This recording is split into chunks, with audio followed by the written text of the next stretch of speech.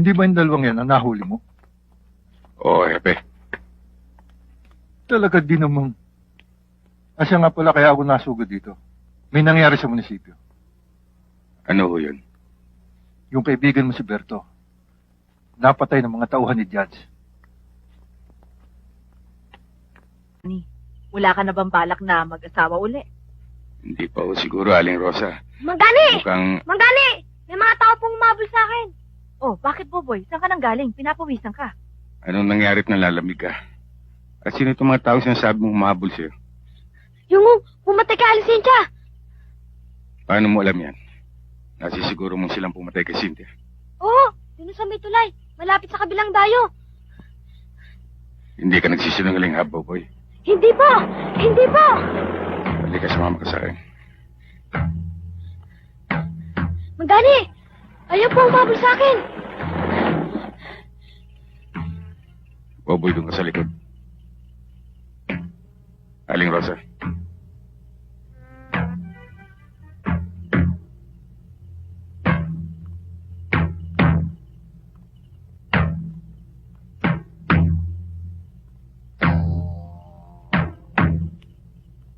Magandang gabi ho. Magandang gabi naman. Ano ba atin? Papasama sana kami sa bata. Kasi hindi namin alam kung saan nagpunta ang tatay niya eh. Hindi yun nasabi sa akin ng bata. Yan talaga ho eh.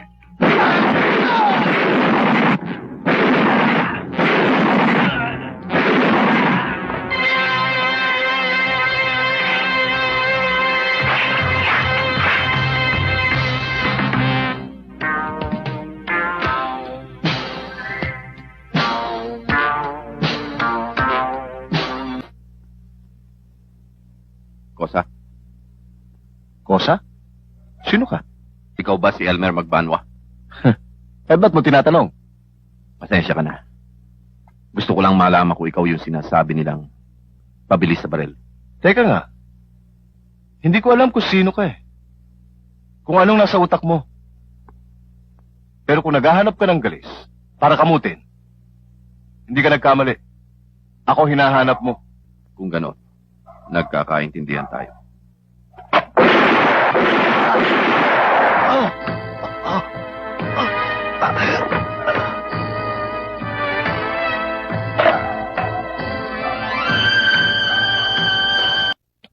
Sarge, gandang nurse no? May nagpuntang tao sa akin. Kababayan mo raw. Pinabibigay ito. Frank! Still alive?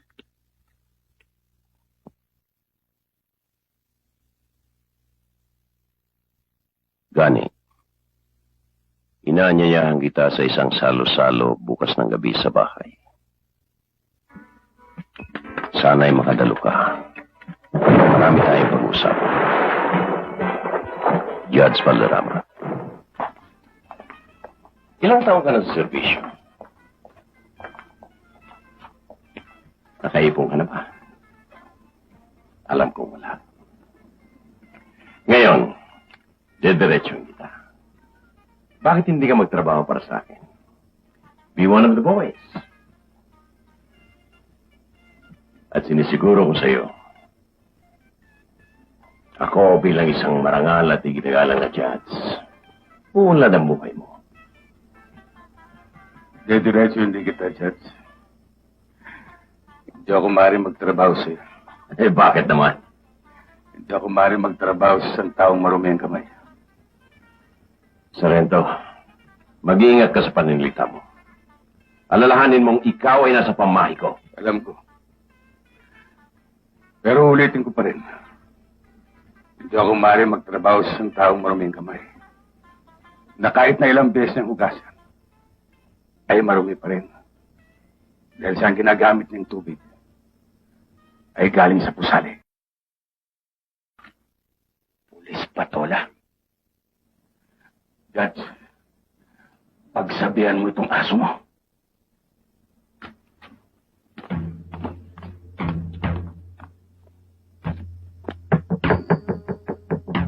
Manding.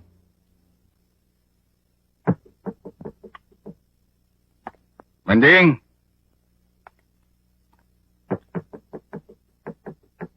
Manding!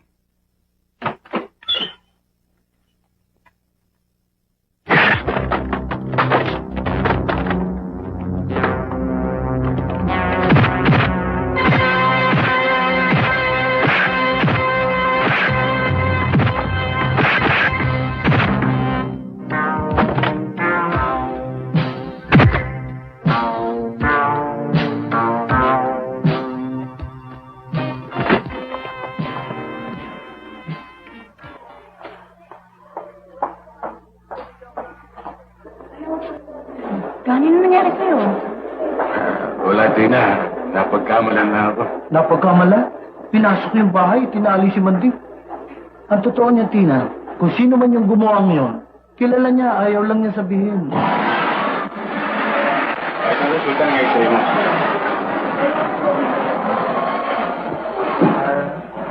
Wala namang nakitang fracture dito sa x-ray. Maswerte ka hindi ka nabalian ng tiyan. Pero, sobrang pamabangal ng tigiran mo. Ulit ang kailangan.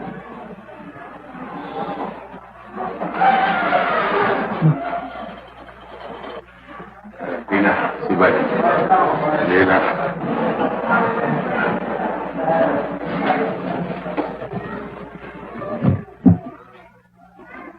Malinis ang pagkakatrabaho niyo. Nagustuhan ba? Kasakali lang yun. Siya nga pala. Ito ang pinaabot sa'yo ni Judge. Para ka maiwas sa malaking problema, umuwi ka na lang sa Buena Vista. Kung ako ikaw sa rito, doon na lang ako. Baka sa susunod hindi lang dito sa ospital ka darating. Sabihan mo kay Judge. Nakarating na sa akin pinaabot niya. Ganun lang? Meron pa ba iba?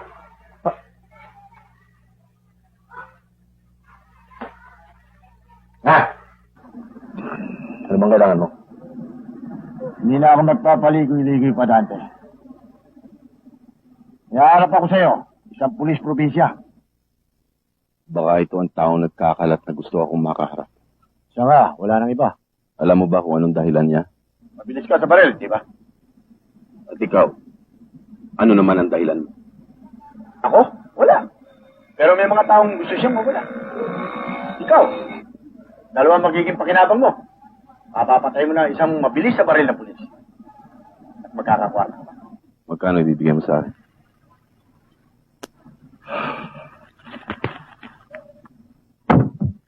Isimil ngayon. Isimil pagkatapos ng trabaho. Sigurista ka. Iniinsulto mo ba ako? Damputin mo yung perang yan, baka ikaw ang baling ako. Wala kang tiwala sa akin. Hindi naman sa ganon, Dante. Ibibigay ko sa'yo kung kinakailangan. Kapupunan. Iyan ang gusto ko. Anong pangalan ng taong ito? Sargento Guerrero. Sargento Guerrero.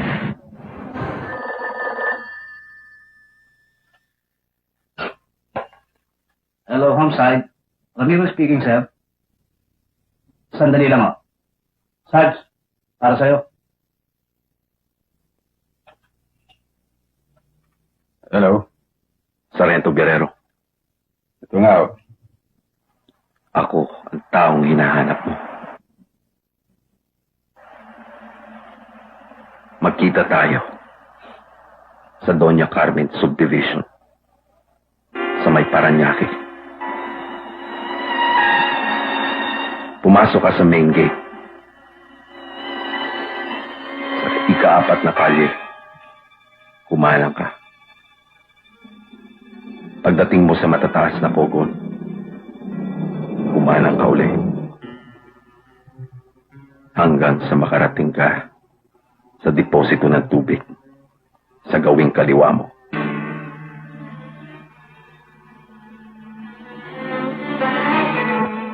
Doon mo ako hintayin.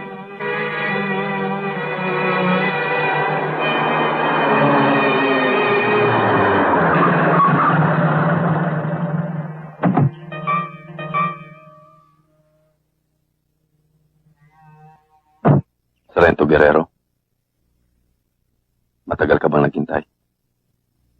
Tiniyak ko lang na nag-iisa ka. Di ko akalaing may pulis probinsya palang mapilis sa baril. Ikaw pang nagkalat na gusto mo ako makaharap. Alam mo bang, maliban sa akin, may iba pang taong gusto kang makitang patay. Nasisiya naman ako. Bukod sa binayaran ako, may sasama ko pa isang probinsyanong pulis sa aking listahan. Mabilis ako, Sargento. Ang nakikita ko pa lang na mabilis sa'yo ay ang iyong bunganga. Marami ka nang napatay na pulis. Tapusin na natin to. Yan ang gusto ko.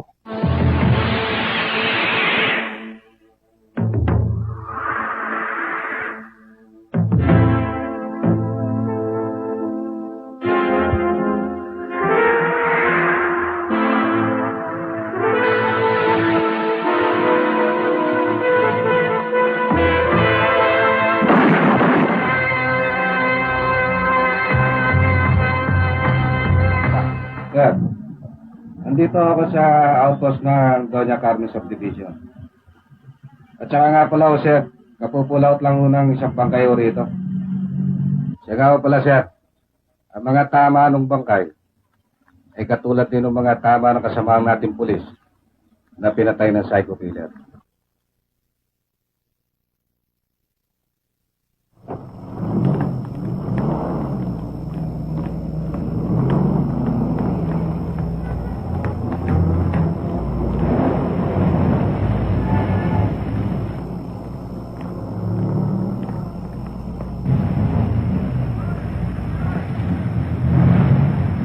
Nagulat ka ba, Judge? May iba ka bang inaasahang makita? Anong ibig mo sabihin, Sargento? Sayang ang binayad mo sa taong inupahan mo para sa akin. Permanente ko na rin siyang pinalaya. Kahit kailan, Sargento, iba ang pasok mo. May binibinta ka na naman sa akin. Hanggang ngayon ba hindi matanggap na tagapagpasunod ako ng batas? Isa akong judge! Judge! Judge na tumatanggap ng suhol. Marami ka nang niloko at minalangya. Marami ka nang pinatay. Pati batas binaboy mo.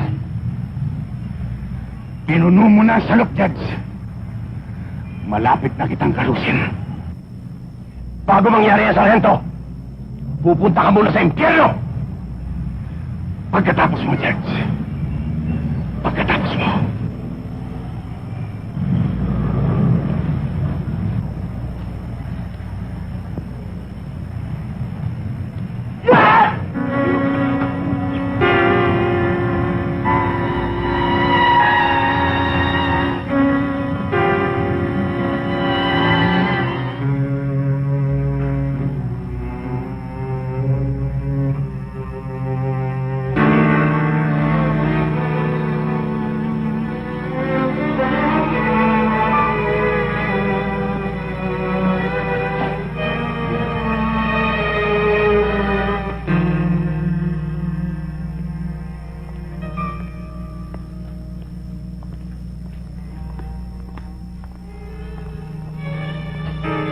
Gani?